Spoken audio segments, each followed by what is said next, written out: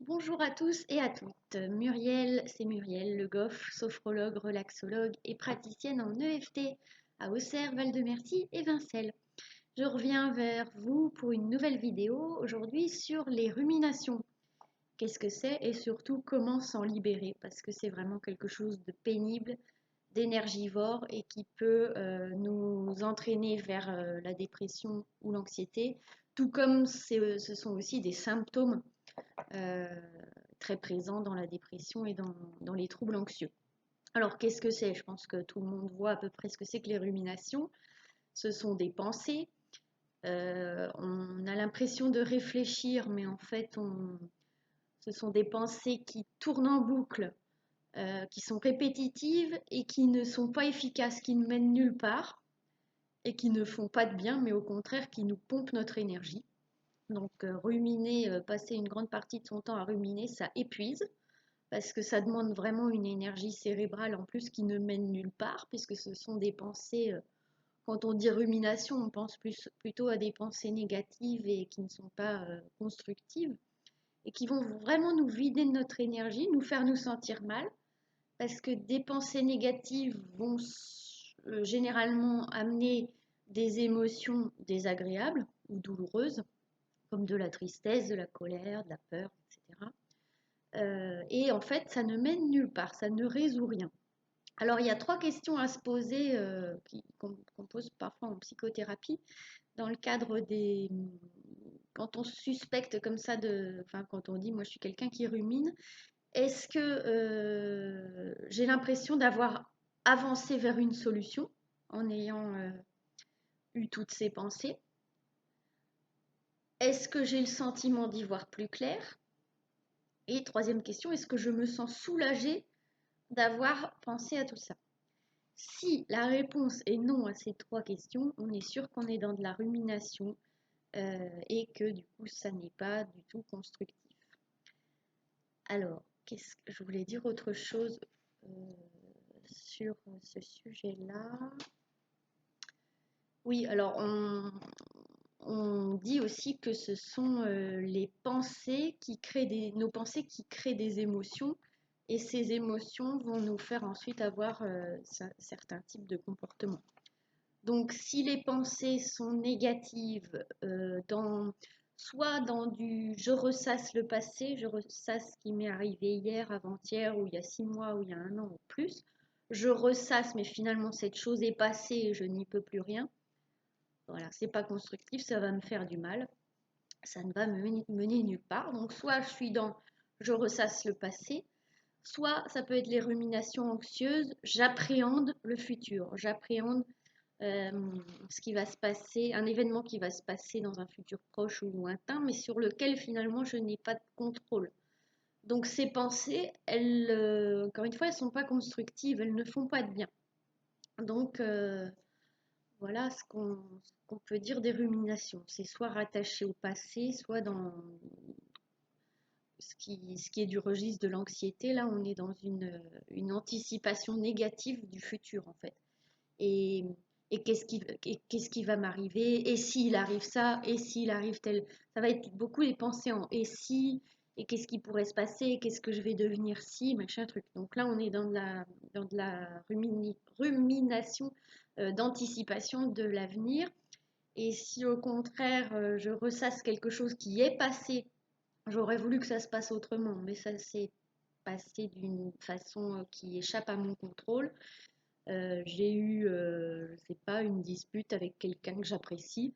Je vais ressasser, ressasser, ressasser ce qui a été dit, les mots, les paroles, les gestes, et j'aurais dû dire ça, et j'aurais pu faire ça. Ça sert à quoi finalement? À part se faire du mal, c'est passé. Ressentir de la tristesse, de la culpabilité, des choses comme ça pendant un temps, ça peut être normal. Ce sont des messages hein, que certains de nos besoins n'ont pas été respectés. Mais rester bloqué à tourner en rond dans des pensées comme ça qui ne mènent nulle part, finalement, ça va nous vider de notre énergie et n'apporter aucun bénéfice. Et il y a le docteur Vitose au 19e siècle qui a créé la méthode Vitose, qui est très très intéressante, une très belle méthode, qui disait qu'il fallait, pour être finalement en bonne santé et ne pas tomber dans la dépression ou l'anxiété ou d'autres problématiques, un équilibre entre l'émissivité et la réceptivité. Alors, qu'est-ce que c'est que ça? Quand je suis en train de penser, j'émets j'émets de l'énergie, mon cerveau produit des pensées. Là, je suis en émissivité. Et quand je suis en train de méditer, en train de me relaxer, ou quand je suis assise sur un fauteuil juste à observer autour de moi, ou à ressentir ce qui se passe dans mon corps, là, je suis dans la réceptivité.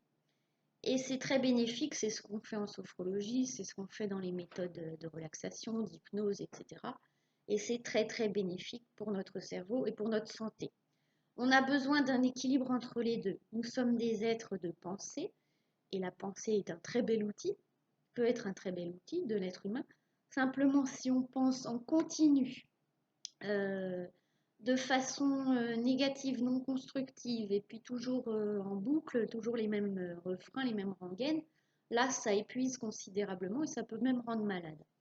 Donc, on a vraiment besoin de trouver un équilibre entre l'émissivité. Je pense, j'émets des choses, je suis aussi dans l'action, hein, dans l'émissivité. Il y a un mouvement vers l'extérieur. Et réceptivité, je reçois, au contraire, je suis en accueil finalement et à l'écoute de ce qui se passe dans mon environnement et dans mon monde intérieur, dans mon corps, dans mes sensations.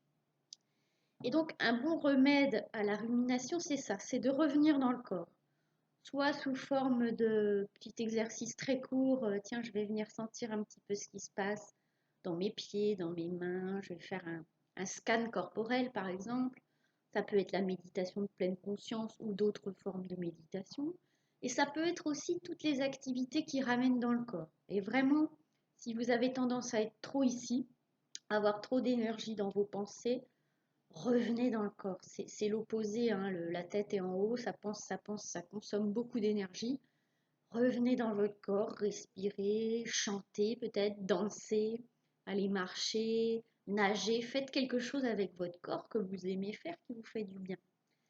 Et on ne peut pas être à la fois dans la sensation et dans la pensée, c'est pas possible. Soit on pense, soit on est dans le ressenti, mais faire les deux en même temps, c'est pas possible. Ça, il avait expliqué ça aussi le docteur Vitoz avec sa méthode. Donc voilà un premier élément.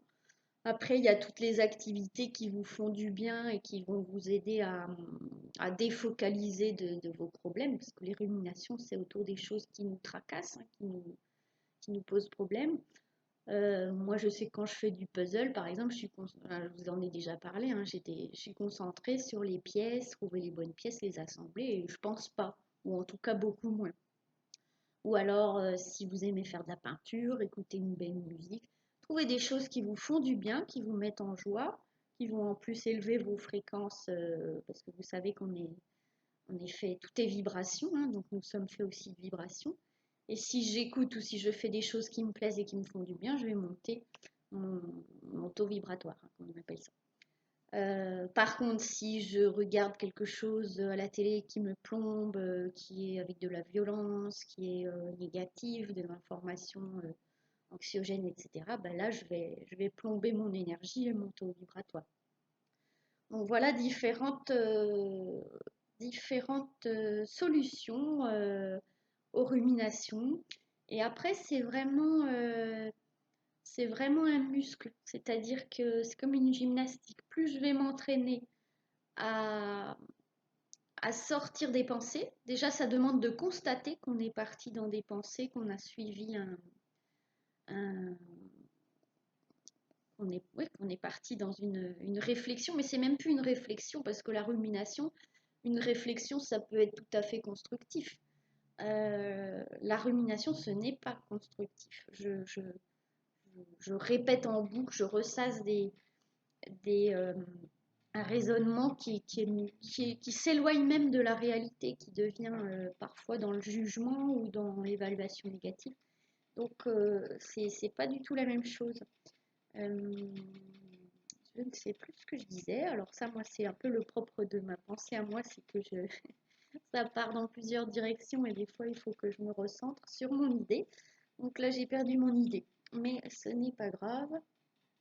Oui, alors aussi, moi, il y a quelques années, j'avais vu un psychiatre qui m'avait dit bah, vous êtes quelqu'un d'anxieuse et en gros vous le resterez toute votre vie, mais vous apprendrez à gérer.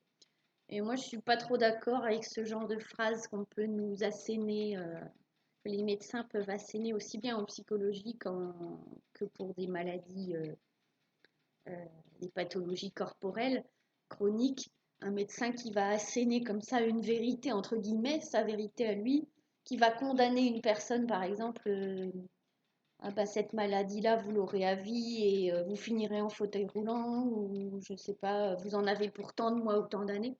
Finalement, qui sont ces personnes pour affirmer ça?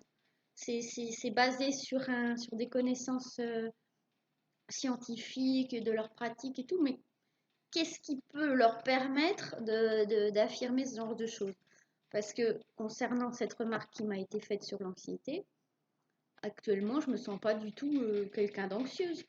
Ça a été dans des périodes de vie, oui, où l'anxiété m'a envahi et finissait même par provoquer de la dépression, parce que quand on est très anxieux, ça pompe beaucoup d'énergie, et voilà.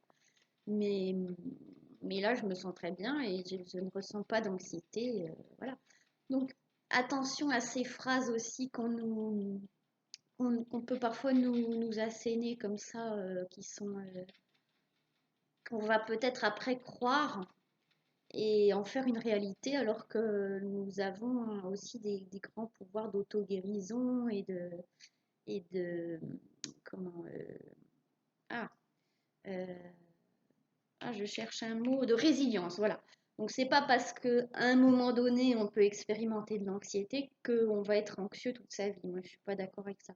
Il y a des tempéraments plus ou moins anxieux, mais c'est des choses dont on peut se libérer et vivre très bien, comme l'hypersensibilité. On peut avoir un tempérament très sensible, en souffrir et le vivre comme un fardeau pendant un temps, et puis après vraiment en faire un atout, une force et ne plus en souffrir, quoi. Voilà. Attention à certaines phrases qui sont comme ça balancées, qui peuvent avoir un impact très profond sur la vie de la personne.